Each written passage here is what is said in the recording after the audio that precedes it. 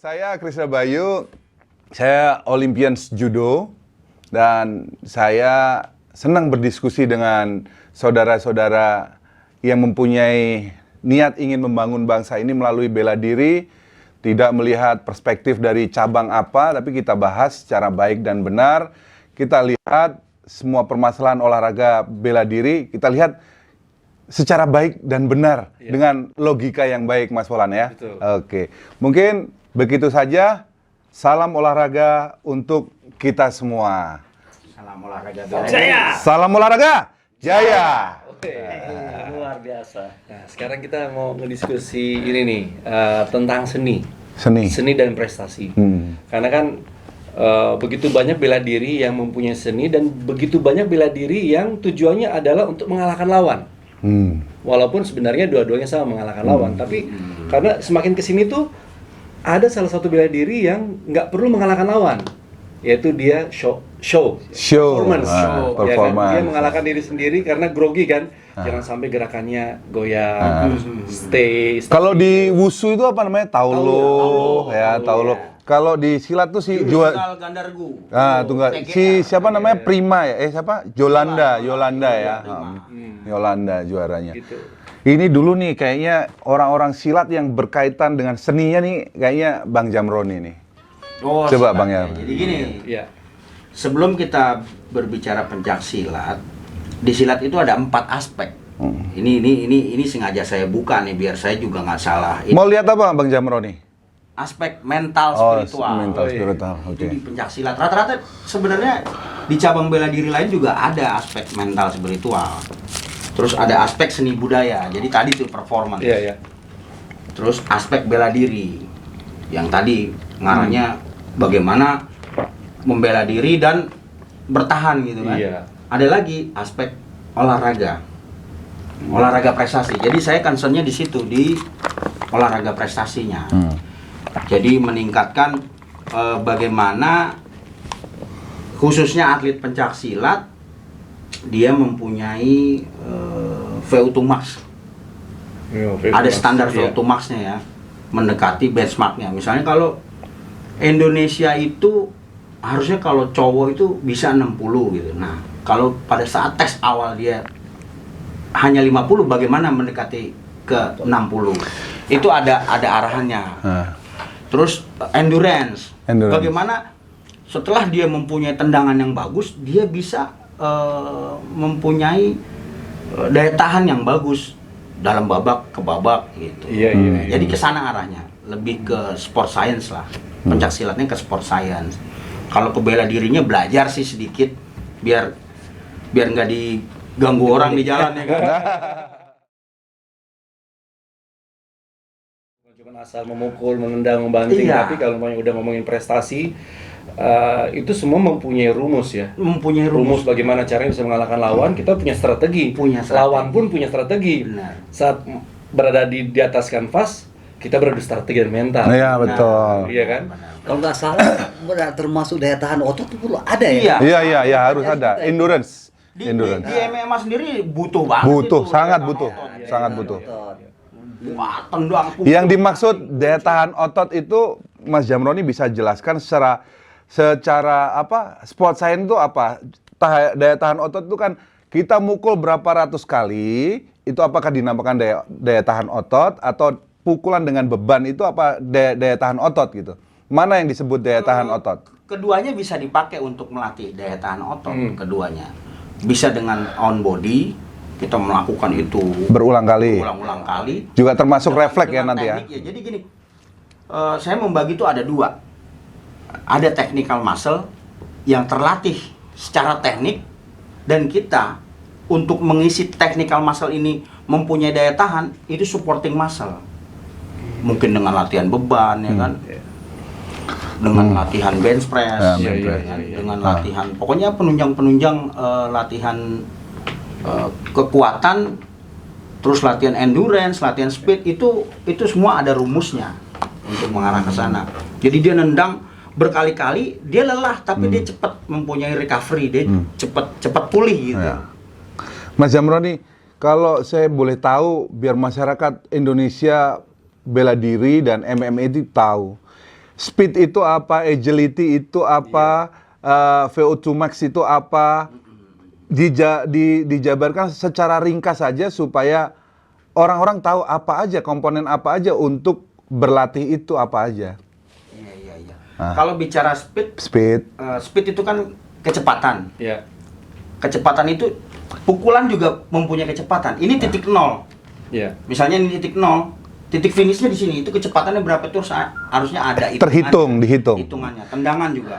Startnya berapa nih titik nolnya. Terus kalau dinendang ke finishnya itu berapa detik. Itu speed. Kalau agility itu kelincahan. Berpindah dengan kecepatan, tapi dia mempunyai kelincahan. Kalau seperti parkour berarti ya? Iya, betul. Kalau speed, orang mau bicara agility, dia harus punya speed dulu yang bagus. Baru agility-nya sempurna. Punya keseimbangan juga yang bagus, ditunjang juga punya kekuatan. Strength. Iya, punya strength. Nah. Kalau daya tahan kecepatan itu? Daya tahan kecepatan. Daya tahan kecepatan. Jadi dia punya kecepatan, tapi berapa lama kecepatan itu digunakan? Seberapa lama? Ada kan itu ilmunya? Ada ilmunya, ada latihannya, ada proses latihannya. Jadi misalnya kalau di dalam satu periodisasi itu ada bagian-bagian, ada fase-fasenya gitu. Di tahap persiapan umum Iya. atau khusus atau Di pertandingan? persiapan umum sendiri itu ada namanya anatomical adaptasi. Salah satunya anatomical adaptasi adalah memperbaiki teknik. Karena kita misalnya shadow tinju nih, shadow boxing kan. Kita begini, itu sebenarnya otot teknik kita terlatih. Otot teknik kita terlatih, judo terlatih. Cuma untuk meningkatkan dia mempunyai kekuatan kecepatan itu disupport Oleh latihan fisik gitu ya? Latihan fisik atau sekarang modernnya sport science-nya Sport science. strength and conditioning. Ya, itu ada timnya lah. Kalau zaman sekarang itu orang lebih orang-orang milenial tuh lebih mengenalnya dengan salah satu produk sebenarnya. Ya, gimana tuh? Iya, namanya CrossFit. CrossFit. Lu latihan CrossFit ya? Oh, gitu. Latihan CrossFit ya? Iya, Kita nih atlet-atlet itu gini, CrossFit. CrossFit. Itu yang baru. CrossFit. Pikir, oh, strength conditioning. Enggak, tetap ngeyel. Wah, ini. Tapi emang benar, emang beda. Iya. Karena milenial tuh mereka lebih gampang menerima sesuatu hal yang mudah. Mudah. Yang simple dan mudah gitu. Nah, kita sekarang harus berinovasi juga. Betul. Nggak ada salahnya juga Iya, ya, ada dia salahnya. ngomong gitu nggak ada Kita salahnya. juga belajar dari mereka. Iya. Nah, sekarang tugas kita juga memperkenalkan ke masyarakat namanya adalah Strength conditioning. Kalau Ya. kita ngebahas CrossFit yang untung produk sana, ya kan? Harusnya Indonesia juga membuat salah satu produk yang ngebahas tentang itu. Iya, betul. Oh, di Indonesia udah ada. Namanya? Mas Krisna Bayu. Timnya namanya ada. PPFI. PPFI. Perkumpulan Pelatih Fisik Indonesia. Oh. Jadi mereka ini semua dari SEA Games sampai Asian Games kemarin banyak tuh yang terjun di sana. Tinggal gue belum Tim bergabung. kita. Kayaknya gue mau harus bergabung. Harus bergabung. Iya. Jadi yang lebih baik pelatih strength and conditioning itu dia memahami konten bela dirinya dia. Betul. Kayak Mas Krisna Bayu ini pas banget nih sebenarnya jadi strength and conditioning. Tapi kan udah jadi bos aja lagi. Itu tadi kita lihat secara perspektifnya dari sport science ya kan, kayak dibilang CrossFit itu sendiri, padahal CrossFit itu sendiri adalah latihan intensitas dengan repetisi yang cepat berpindah-pindah aja sih sebenarnya. Padahal include-nya sih sebenarnya sport science juga. Tapi tidak spesifik seperti kita sebagai seorang atlet. Dia hanya ingin menurunkan berat badan dengan latihan yang intens, meningkatkan kardio ya. Kardio aja sih sebenarnya nggak ada. Kita dibela diri kita sih, didorong aja. Maksimal lah gitu. Mas Jamroni, ini kan kita sebagai, ini kan udah expired semua kita ini. Masyarakat itu masih belum tahu bahwa kalau kita orang bela diri itu dipikir hanya sekedar latihan 1 hari 1 kali. Mereka berpikir itu sudah latihan, gitu loh. Padahal namanya bagian dari sport science juga itu, apabila kita istirahat malam, kita menghitung denyut jantung kita, denyut nadi lemah kita berapa. Begitu, Denyut nadi basal ya. Denyut nadi basal. Jadi kalau terlalu cepat kan dia tidak bisa tidur ya Pak ya. Nah, Ya betul. kalau semakin lemah dia semakin baik. Terus bangun pagi, begitu bangun belum melakukan aktivitas, denyut jantungnya berapa. Itu kan proses itu harus dihitung. Banyak orang nggak tahu Mas Polan, Mas Yani. Nah, ini mumpung deket sama orang sport science, dia suruh ngomong. Jadi gini, bicara sport science, yang saya dalamin itu strength conditioningnya. Padahal sport science itu nutrisinya, atlet bagaimana, makannya gimana, apa yang dimakan, istirahat yang bagaimana, terus lamanya tidur tuh yang bagaimana. Apakah kalau istilah dulu komandan kita, apakah tidurnya mimpi dikejar-kejar setan gitu ya. Itu semua yang menunjang ke arah prestasi. Jadi sport science ini itu bagian-bagian yang menunjang ke arah tujuan atau picking gitu kan. Kita punya tujuannya di mana nih? Mau juara SEA Games. Nah, itu sport science itu yang ngedukung semua. Salah satunya strength conditioning atau tadi yang dibilang orang milenial CrossFit. Nah, ini mumpung belum pindah ke tema utama kita, tanya lagi. Kalau atlet itu mau menjadi atlet, petarung itu tidur yang bagus berapa jam? Berapa lama, Pak Jam? Biasanya kan ada orang, oke, kalau tidur itu 6 jam, udah 4 jam aja nggak apa-apa. Ada yang Nah, itu efeknya apa gitu kan? 8 jam, 8 jam. Nah, menurut untuk menjadi seorang atlet itu istirahat itu berapa lama? Bagusnya berapa ini? Bagusnya 8 sampai 9 jam tuh bagus. Tapi gini, biasanya atlet itu ada charge-nya. Ditanya gitu, kamu tidur 8 jam, tapi kualitas tidurnya bagaimana gitu. Jadi yang penting tuh kualitas tidur. Kualitas ya? Selain waktunya dia 8 jam, Kualitas tidurnya bagaimana? Yang dimaksud kualitas tidur tuh gimana nih? Pules lah gitu. Oh. Karena dia masuknya, kalau dia memenuhi kualitas tidur yang baik, itu udah recovery buat dia. Karena kan dia latihan berat nih. Iya. Latihan berat, besok mau latihan lagi. Itu kualitas tidur harus bagus. Kayak saya dulu jadi strength conditioning di judo, berhadapannya sama dia. Saya izin dulu, Mas Bayu. Saya izin, nama saya Zamroni. Saya baru kenal nih. Saya hanya mau mendampingi Mas Krishna Bayu di strength conditioning, saya bilang. Sebenarnya tanpa ada saya juga sebenarnya Mas Bayu ini udah juara, ya kan?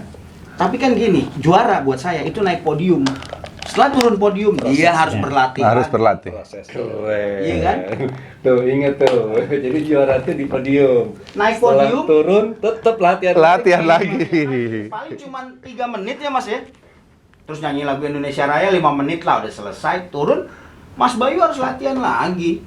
Gedor kamarnya. Ya, sama hal dengan istilah waktu itu saya interview Mas Deddy Corbuzier sama Bang Aderai bahwa cheating day. Wah, cheating day. Cheating day itu menurut saya pribadi itu setiap hari Sabtu. Dia ketawa semua.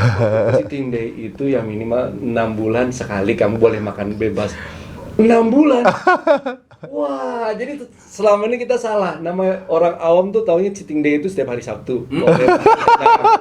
Kalau atlet nggak ada cheating day. Harusnya itu 6 bulan, 3 bulan. Atlet tuh harusnya bukan karena kita orang Indonesia kali ya terbiasa. Atlet tuh harus makan yang enak rasanya. Padahal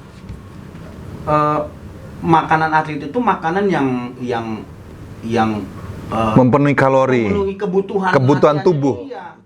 Ini kadang-kadang ya maaf ngomong, atlet masih ada yang makan pangsit, makan mie goreng, makan nasi goreng gitu. Nah, yang dimaksud Pak Zamroni ini ya, kebutuhan gizi secara kalori. Biasanya kan ada program tuh periodisasi. Periodisasi itu pada tahapan-tahapan apa, dia membutuhkan kalori berapa.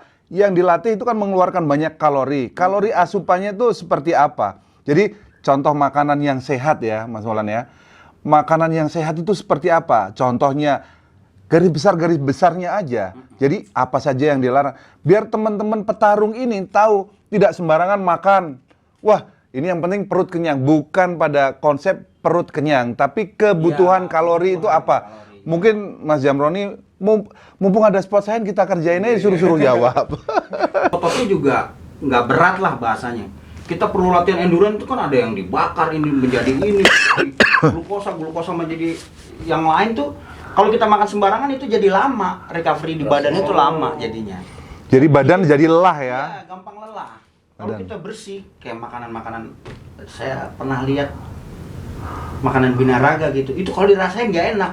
Cuma itu sebenarnya Makanan yang bener. Makanan yang bener tuh itu. Kan lihat orang-orang binaraga kalau makan, investnya tuh ke badannya dia, keren-keren kan badannya. Itu yang setelah waktu itu kan saya juga bantuin untuk opening Gold's Gym ya di sini 2000 berapa gitu. Gold's Gym. Di belakang-belakang itu pas lagi kita mau performance, teman-teman, dada ayam. Dada ayam tuh yang nggak ada rasanya. Nggak ada rasanya. Nggak ada rasanya. Terus saya kasih minum aqua segala macam, nggak mau. Lah, Dia minumnya Amidis tuh ya kalau nggak salah. iya, kalau Amidis ini ngomong produk buah ini buah yang ada airnya. Ada airnya gitu. Semangka gitu. Ini minum kita pakai ini. Buset. Emang jadi atlet tuh nggak mudah ya. Iya, agak mudah. Tapi tergantung karena kan binaraga tuh lebih ke pose ya. Pose gitu. Dia harus mengurangi kadar lemak airnya. Air di dalam tubuh. Ya, harus apa sih istilahnya? Lean body kan ada istilah dari bulking terus apa gitu. Beda dengan cabang-cabang yang menggunakan speed power. Kalau binaraga kan nggak speed power. Iya. Kalau judo terus tinju, wushu itu speed power yang bergerak. MMA itu speed power. Itu MMA itu lebih gila lagi itu. Lebih gila. Kompleks. Harus bener-bener itu latihannya. Bener-bener dia. Karena kalau kita punya disiplin satu bela diri itu kita bingung loh lawan orang Oh betul. Namanya juga mix. Ya. Iya. Mix bela diri. Jadi semua harus include kan ya. Nah, ini mumpung ada spot science kita kerjain lagi. Kita minta informasinya lagi. Ini setelah banyak atlet-atlet MMA bela diri itu perkembangannya di Indonesia sangat pesat ya, sangat luar biasa. Ya. Tapi kan dia tidak tahu begitu dia latihan, dia tidur susah, terus mau merecovery biasanya penimbunan asam laktat. Nah, Mas, bisa dijelasin asam laktat itu ditimbulkan dari bentuk latihan seperti apa dan apa sih solusinya untuk memecah asam laktat itu? Biar latihan program tetap performa bagus. Iya. Biasanya kalau orang lelah itu nimbun asam laktatnya. Makanya dari intensitas latihan yang tinggi, volume yang banyak, biasanya orang gini, oke, jogging pelan-pelan. Itu mengurai asam laktat tuh. Diurai lagi asam. Cooling down itu ya. Cooling down. Ya biasanya kan kita itu seorang atlet tuh biasanya udah pemanasan cooling down-nya tuh sembarangan aja. Padahal itu salah ya sebenarnya ya. Benar ya? Benar banget. Sama pentingnya Warming up. Warming up terus Cooling down itu dengan isi latihan itu sendiri. Dan yang paling dulu zaman saya nanganin tim judo, ini termasuk yang bagus cooling down-nya. Gede-gede gini, ini fleksibel. Flexibility-nya bagus, tes flexibility-nya bagus, dia bisa split belum. Pantesan lu juara gitu kan. Tapi untuk mempertahankan itu flexibility-nya tetap, terus dia mempunyai strength yang bagus, itu ada namanya manipulasi program latihan. Kita ngejaga dia nih biar tetap gitu di peak-nya. Kapan dia mesti naik, kapan dia mesti turun itu ada ada grafiknya lah. Nah, untuk konsumsi agar tidak terjadi kaku, pegel, kram gitu di situ. Gizi. Masuknya ke gizi. Tapi kalau secara garis besar gini, kalau dulu kan kita orang dulu ya, jangan kamu boleh minum, biar kamu punya mental yang bagus ini. Padahal salah. Orang tidak aktivitas aja, setiap 10 menit sampai 15 menit itu harus Minum, wajib. Apalagi atlet. Wajib, nggak boleh latihan, berarti nggak boleh dalam latihan berat itu tidak ada rest, nggak minum, nggak boleh malah. Waduh, ini nih ketuanya. Pakai baju DKI ini malah. Pakai ini lagi ketuanya. Ayo, sini. Ini kita langsung ngobrol. Pak Ketum sini, Pak Ketum. Sini. Pak Ketum nih. Saya nggak sadar. Ini ketua saya. Pak Ketum. Ketua pelatih PPFI. Indonesia. Nah ini kalau kamu ini nggak jelas, nanti ketumnya suruh ngejelasin biar jelas. Gini, Mas Molan, teman-teman, strength conditioning itu terminologi latihan modern. Jadi binaraga juga punya terminologi latihan, angkat besi juga punya terminologi latihan, senam sendiri punya terminologi latihan gitu. Kita ini support, strength and conditioning itu support kemana-mana gitu. Iya benar. Hampir semua bela diri membutuhkan. Semua sport tidak semuanya butuh itu. Semuanya ya. Iya. Nah, ini kenalin dulu siapa? Oke. Mas Klana. Bisa siapa dulu nih kira-kira? Kelana saya. Kelana. Ya. Ketua Umum PPFI. Apa itu sih PPFI itu? Oke. Langsung aja dah. Ini langsung aja. Langsung lah.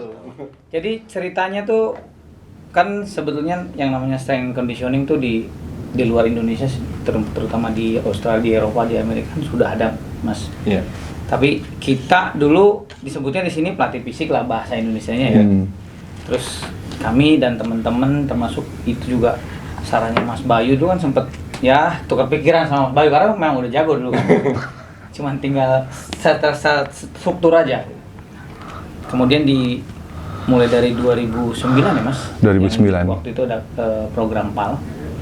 Nah kita tuh dipaksa untuk bagaimana sih memberikan supporting untuk cabang-cabang olahraga sesuai kebutuhan karakternya. Setelah itu berjalan, akhirnya 2015 saya dan teman-teman termasuk ini Mas Zamron. Kita coba membuat satu perkumpulan. Jadi ceritanya perkumpulan pelatih fisik Indonesia gitu. Tersertifikasi ya. Tersertifikasi di tahun 2020. Enggak, maksudnya tersertifikasi itu maksudnya apa? Ya. Jadi tersertifikasi PPF itu juga membuat satu standar kompetensi. Jadi si pelatih itu dianggap dia boleh melatih, layak melatih kalau sudah tersertifikasi. Baru sertifikasi. Habis itu harus punya license. Belum tuh. Jadi di Indonesia tuh belum. Karena jujur, milenial zaman sekarang itu untuk mendapatkan sertifikat produk itu yang saya bilang tadi, oke lah namanya CrossFit. Itu berebut mahal banget dan harus keluar negeri. Harus keluar negeri dan kalau umpamanya ada orang dari luar negeri itu datang ke sini, dikeroyokin gitu loh. Padahal produknya Indonesia sendiri ada. Saya di sini. Oke, jadi ngapain lu keluar negeri? Iya. Padahal sudah ada perkumpulan yang ngebahas tentang fisik dan udah legal. Resmi banget. Tadi masalah apa namanya? Iya, ini harus dijelasin, ini harus diangkat supaya bela diri Indonesia tidak latihan dengan metode-metode kuno tahun 90 zaman-zaman kita gitu loh ya. Karena ada metode milenial yaitu pelatihan fisik. Tadi tersertifikasi, terus apa lagi? Terlisensi coba. Dan kita Diakui pemerintah ya? pernah megang Agnes Monica 2004. Itu dia dari gini Mas, dari dia latihan naik sepeda 5 menit aja mukanya udah merah nggak keruan. Sampai akhirnya dia bisa lari 1,5 jam nih di apa? GBK. Trek bukit. Bukit. 1,5 jam dia lari sambil dia pasang Walkman, dia nyanyi. Itu ada metodenya untuk menarik dia bisa punya kualitas itu. Karena kan dia kan kalau nyanyi kan wah joget gini ganti pakaian 3 menit masih nyanyi lagi gini. Membutuhkan ini ya, daya tahan recovery yang cepat ya. Makanya istilahnya didorong tuh. Daya tahannya dia didorong. Ambang rangsangnya dia didorong sampai kita kalau bercanda gini. Kalau nawar-nawar latihan udah ke toko sebelah aja. Enggak, cuman emang dia orangnya agak-agak gimana ya. Dia nyebutin baru Agnes Monica yang dilatih, padahal si Joe Taslim kita sendiri, teman kita sendiri yang latih juga mereka juga gitu. Ini bosnya.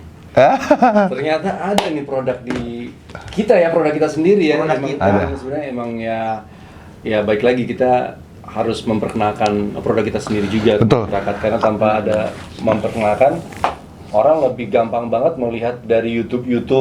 Wow, begini terus. Adinda Volan, nanti kita buat segmen tersendiri, kita bahas berdua sama Ketua PPFI bagaimana? Oh, Setuju? Menarik banget itu. Biar masyarakat, kita bukan mau mencari keuntungan apa. Kita ingin memberi pandangan terhadap masyarakat bela diri yang belum paham tentang metodologi olahraga maupun sport science. Iya. Ya kan? Betul. Nanti kita buat segmen sendiri ya. Iya. Oke? Oke. Klana? Siap.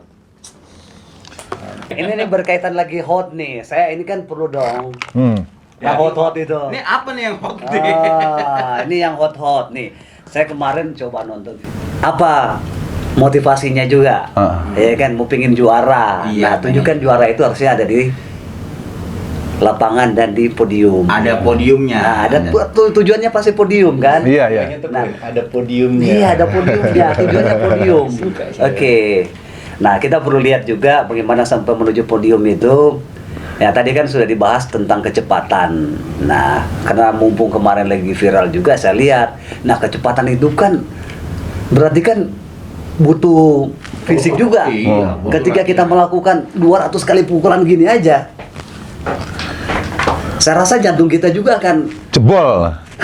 kecapean. Kita nggak kelelahan. bisa menutup kemungkinan, dan itu pasti. Anaerobik bahasanya. Iya. Anaerobik ya. Anaerobik, betul kan? Anaerobik. Ya, itu pakar-pakarnya yang tahu. Tapi saya sebagai pelatih biasa dan orang awam paling tidak capek. Dan saya pun melakukan itu pasti capek. Nah, misalkan saya melakukan itu dengan kecepatan tinggi seperti itu, ada dampak kan? Dampaknya pasti ke jantung kita dan kelelahan ada dan muka pucat kalau fisiknya nggak bersiapa. Karena apa? Pak, jantung atau paru-paru memompa darah, membawa oksigen ke otak tidak simultan karena tidak terlatih itu tadi. pasti ngap-ngapan. Viral-viral begini ya saya lihat kan memang, waduh, kalau misalkan kita lakukan dengan, misalkan saya 200 kali mukuli, nggak ada hentinya, Meledak jantungnya. jantung meledak pastinya. Oh, saya nggak, tahu Polan? nih. Oh, saya tahu nih. Ini Mak Volan kayaknya ini masalah apa ini? Iya, kalau saya sudah bisa nebak. Oh, bisa Karena nebak. Ini lagi hotnya nih. Oh, gitu. Kita kan kebetulan ada saya di sini, saya kan ngebahas tentang entertainment, hiburan kan? Hiburan. Kalau hiburan tuh saya menyium aroma-aroma yang berhubungan dengan strategi. Oke. Untuk pemasaran tuh bagaimana biar terkenal. Karena dalam hiburan ataupun bisnis hiburan itu ada istilahnya, maaf ya kata-kata saya harus rubah. Isinya tidak penting, bungkusannya penting. Itu betul. Itu kan hiburan. Ini berarti lu mau pergi ke Waikambas Lampung nih pasti. Bukan? Udah bisa ditebak. tapi gini, sebelum saya jelaskan, kita semua di sini bukan ada tujuan apa-apa, karena jujur aja, dengan orang-orang yang sangat berpengaruh, orang-orang yang sangat mempunyai nama besar dalam bidangnya, kalau saya pribadi, saya melihat, maaf ya kata-kata saya mungkin agak sedikit tidak baik, nggak level untuk ngebahas sesuatu hal yang sebenarnya ini bukan makanan orang-orang hebat ini, bukan. Tapi kalau kita ngebahas tentang edukasi, ini harus dibahas. Itu bidang kita. Gitu. Itu Memang bidang harus kita. edukasi, ini harus dibahas. Iya, betul. Karena apa? Karena ada dampak yang sangat berbahaya jika dikonsumsi oleh orang awam yang tidak mengerti Betul, dan ada betul. impian untuk menjadi seorang the true fighter. Gitu. Mereka harus melihat, kalau tiba-tiba orang awam melihat, dia ngelihat bisa begini. Kalau mau jadi hebat ternyata mukul tembok terus ya, gitu. Kalau pengen hebat berarti harus ngelawan orang sekitar 50 ya, gitu. Kalau mau jadi hebat nggak perlu harus dapat medali. Harus ya udah bikin aja gimana caranya dia bisa lompat tinggi gitu. Nah, ternyata kan itu kan edukasi yang sangat berbahaya kalau mamanya dikonsumsi mentah-mentah oleh orang awam. Zaman modern lagi, ada sansak ngapain mukul benda keras. Iya, kalau kata Bruce Lee apa? Apa itu? Sansak tidak bisa mukul balik. Gitu. Iya kan? Cuma ada yang megangin ya. Ada yang pegangin. Bisa. Oke, poinnya kayaknya butuh kita buka, Adinda, ya kan? Iya. Oke, dibuka aja. Dibuka. Mana? Nih, silakan. Ya, ini mungkin videonya mungkin ya. Silakan saja dia melakukan hal seperti begitu, boleh-boleh saja, sah-sah saja. Iya. Tetapi dia melakukan itu menurut hitungan saya, misalkan kalau memang dia melakukan itu 200 kali, katakan tanda kutip 200 kali, apakah itu lawannya dia antri ataukah sekaligus 200 ataukah menunggu waktu, jeda waktu. Nah, hitungan saya kalau misalkan harus antri dengan satu persatu selama 200, hitungan 30 detik, hitungan saya 1 jam 40 menit. Mati Wow. itu. Adakah jantung orang begitu, Enggak. Pak? Dihitung loh, Menurut coba. semuanya dihitung. Sport science nih, sport science. dihitung gitu. Kalau maksudnya adalah kan ngalahin 200 orang. Dihitung satu orangnya, Datang tiba-tiba disuruh ngitung. di satu orangnya mengalahkannya 30 detik. 30 detik. Tanpa jeda. Kali 200. Nah, itu hitungan sport science-nya itu bagaimana? Pak Ketum sama 1,5 jam. 1 jam 40 menit. Nah itu belum saya hitung waktu pada saat istirahat. Apakah terus? Ya itu perlu dijelaskan. Jangan terjadi yang namanya kasihan anak-anak muda yang baru mungkin teman-teman yang di sekolah olahraga ataupun teman-teman yang mengajar olahraga mengajar anak-anak sekolah yang usia dini takutnya kan menonton hal-hal seperti gitu nggak diedukasi. Nggak edukasi. Ya kita khawatirkan seperti itu. Jadi perlu diedukasi dengan Ini data. bisa dibilang ini superhuman-nya untuk mengalahkan atlet. Atlet satu lawan satu aja bisa ngos-ngosan ya.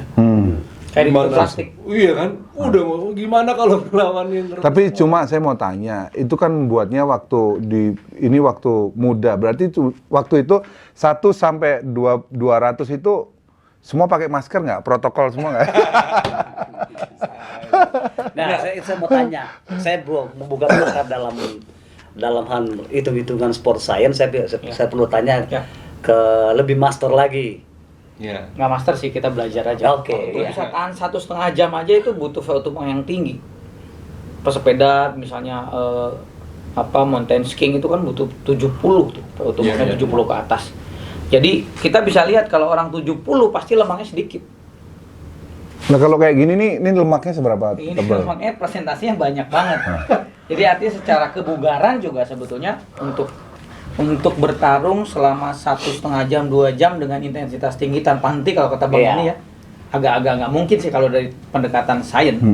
Karena kita bisa lihat dari postural itu secara lemak juga banyak. Terus artinya begitu kita menggunakan kualitas power dan power endurance bahasanya ya, itu juga ada batas waktunya. Karena hubungannya nanti sama sistem energi. Sistem energi. Detik, hitungannya detik. Harus pakai power. Power itu salah satu gabungan dari apa saja gitu. Power itu gabungan antara kekuatan maksimal dan kecepatan maksimal. Jadi modalnya harus Kekuatan punya dua. maksimal sama kecepatan maksimal. Harus punya 2. Kalau nggak punya 2, nggak akan ketemu, nggak akan dapet. Kalau eksplosif itu gabungan dari apa saja? Eksplosif sama kayak power, bahasanya beda aja. Oh. Power itu gerakannya karakternya eksplosif, wood gitu.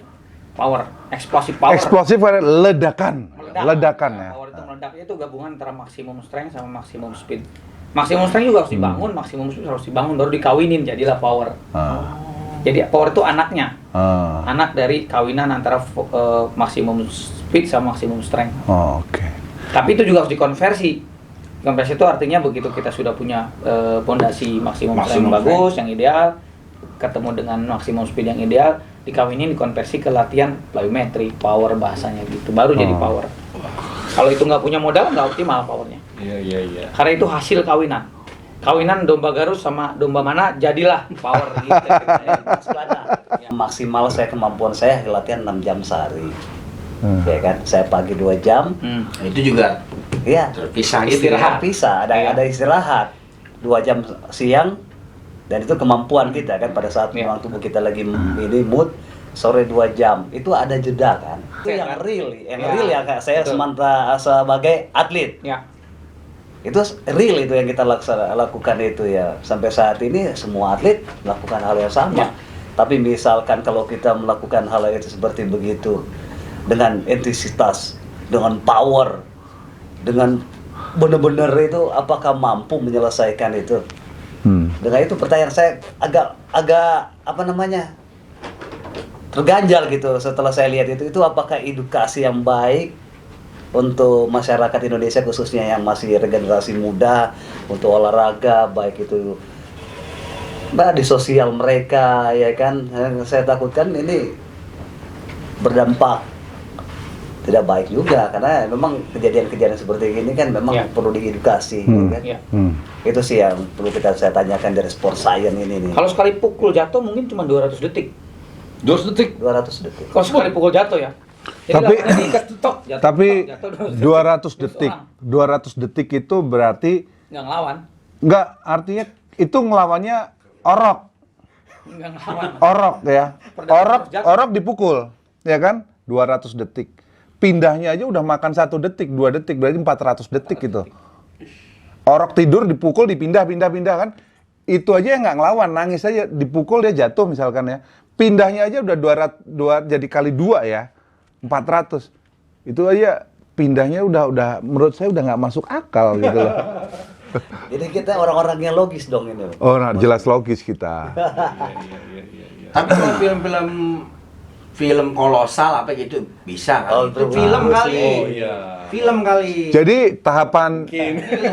tahapan tadi itu kita bahas itu pantasnya jadi aktor aja kali ya. Ya, kalau kemarin saya bahas bahwa adalah emang paling bagus tuh dia untuk mengharumkan nama Indonesia ini dia bisa Lihat perfilman kayak Joe Taslim gitu ya. di perfilman. Kayak Iko ya. Itu adalah jalan terakhir menurut saya. Bukan jalan terakhir itu. Enggak, karena kemarin saya udah ngebahas juga dengan Bang Juli, dia juga salah satu Julianto. pengurus, ya dia pengurus kickboxing juga. Kita Julianto. mengarahkan kalau umpamanya dengan takut dia bisa mengalahkan orang dan tiba-tiba dia bisa menghancurkan, tiba-tiba mati, berarti kalau kita ngebahas saya takut ikut kejuaraan lagi karena takut tiba-tiba nanti lawan saya Melukai. terpukul Mati. Mencidrai. Akhirnya kita ngebahas bahwa orang yang bisa nendang pun, bisa mukul apa segala macam saat fight, kalau sama-sama siap itu bisa mati itu sangat susah gitu, kecuali musuhnya ini nggak tidur selama 4 hari. Atau diikat ya. Atau diikat, diikat. ya kan? Itu kan secara logisnya gitu. Mungkin lawannya ini nggak tidur 4 hari, nggak makan selama sebulan, dipukul mati, ya logis gitu. Mungkin berat badannya berbeda jauh, dipukul logis gitu. Tapi namanya kejuaraan pasti mempunyai berat badan yang tidak jauh beda. Iya, betul. Gitu. Terus namanya fighting berarti sama-sama siap. Sama-sama siap. Sama-sama ngelawan. Tidak mungkin Sama-sama latihan, Iya, yang gitu, mempersiapkan latihan. diri pasti. Kemungkinan untuk meninggal itu sangat susah sekali, kecuali ya itu dia, kecuali di silat yang benar-benar kan katanya kan tarung silat. Sedangkan kalau tarung silat kan pasti nggak mukul muka. Enggak, kan? silat Nggak nendang muka, prestasi enggak. ya kan? Iya. Gitu. Tetap pakai body Body protector. protector. Semua mempunyai aturan yang menjaga keselamatan Betul. para atlet, Iya, begitu. ha. Nah kalau mau yang tiba-tiba fighting terus meninggal lawannya, nggak berarti ini bukan konteks Olahraga sport. prestasi. Sport, Iya, ya. konteksnya adalah bertarung. Bertarung. Gitu. Aspek bela diri itu. Iya, aspek bela diri bukan aspek prestasi dalam Iya, bela diri betul. gitu. Ha. Nah, terus ada lagi konsep berikutnya yaitu dia pernah melawan 40 orang. Seorang wanita ini melawan 40 orang dan 5-nya meninggal. 5-nya meninggal itu. Nah, Enggak, waktu meninggal itu lo ikut layat nggak? Oh, enggak. Nggak ditelepon. Nggak ditelepon. Nggak ditelepon. Tapi informasi ini sebenarnya bukan dari si Mbak CC yang ngomong, tapi adalah yang ngebahas ini adalah manajernya ataupun saudaranya. Nah, entah itu apakah menambah berita apa tidak, tapi itu sangat berbahaya jika dikonsumsi ditelan mentah-mentah Oleh sosial media. betul. Gitu Betul. dengan Iya. terlalu membanggakan ataupun membesar-besarkan, ini pernah loh bahaya kalau umpamanya dia ngelawan ini begini. Nah, karena dengan adanya seperti itu kita memberikan solusi yang terbaik. Oke, kalau Mbak Cynthia untuk membanggakan nama Indonesia, di sini ada namanya bela diri kickboxing, itu ada empat style. Style kategori. Yaitu di tatami itu ada namanya point fighting, ada namanya, itu semuanya sama seperti karate. Tek, dapat poin. Pukul tarik Poin. dapat. Karena kita mau lihat berbagai macam video-video fightingnya dia, itu speednya bagus banget, tendangannya bagus banget, akuratnya bagus banget. Dia kalau mau mengikut kejuaraan ini, Juara. saya rasa bakal juara, apalagi Podium seorang perempuan. tujuannya. Iya, podium. Gitu. Podium. Tapi kalau umpamanya udah takut untuk mukul segala macam, ada lagi tempatnya. Betul. Full. MMA full. Kalau bisa mati cederain. Jedain, nah, betul. Cederain. Ah. Karena apa? Tapi tenang, tidak akan mungkin cedera dan tidak akan mungkin apalagi Karena ada meninggal. aturannya. Karena apa? Ada Selain wasit. ada aturan, ada wasit yang sangat kompeten sekali untuk menjaga. Wasitnya kompeten, lalu ada medis yang Yes. standby. Iya. Ya kan, medis standby. Setiap pertarungan wajib ada medis. Sebelum ada medis, pertarungan tidak boleh dimulai. Jadi relatif aman gitulah ya. Nah, gitu. Kalau umpamanya orang push up, kira-kira ada bekas nggak di sini? Ada. Pasti. Ada. Oke. Kalau umpamanya saya juga saya sama Bang Yani adalah mantan kita bisa dibilang dulu pernah sering tanding di kickboxing di mana pasti kalau ngomong tulang kering pasti ada. Pasti hitam, berantakan. hitam. Ada berantakan. Ya, Hitam. berantakan. Berantakan. Iya, kalau di taekwondo tuh tulang punggung kakinya pasti Tebel ya. Tebel Tebel, gitu ya. Gitu. Kayak korengan gitu ya. Keren gitu. Nah, ini kalau umpamanya nggak ada sama sekali itu Halus. halus tuh mungkin nggak? Tebal dibungkusnya. Oh, lebih halus, kata-kata lebih halus. Bisa, tapi dibungkus. Oh, saya temen juga nih. Tapi dalam sebenarnya itu. Coba di inilah dikaji. Kalau lo nendang sansak, sansaknya kenapa dibuat sansak? Karena sansak itu adalah salah satu properti untuk para atlet menendang untuk supaya aman, tidak mencederai badan sendiri. Tujuannya kan mencari speed, mencari agility, mencari strength-nya. Nah, ini sudah ada properti yang baik, kenapa menggunakan properti yang tidak baik? Satu. Lalu, apa imbas dari cedera, dari tendangan maupun pukulan ini terhadap pelakunya? Nah, ini dari segi sport science-nya kita lihat lagi, tanyakan ada manfaatnya atau tidak gitu loh. Nanti dari tendangan dulu nih, tendangan 1, 2, 3 nih, tendangan semua nih. Kenapa sangsak disiapkan? Itu kita bisa bermacam-macam. Boleh dipukul dengan kecepatan, boleh juga diatur dengan power. Nah, kita yang mengatur sangsak itu. Tapi misalkan saya tendang barang mati, tapi dengan full power, kira-kira kasihan itu dindingnya. Nah, enggak. Kenapa kasihan dindingnya? Ada dua cara memukul barang mati. Dengan melakukan speed, tapi dengan hanya space Halus ya, mili. Sentuhan lah ya. mili. Hanya mili ya. Jadi gini, lo gini, Ininya. gini, Nah. setelah tarik.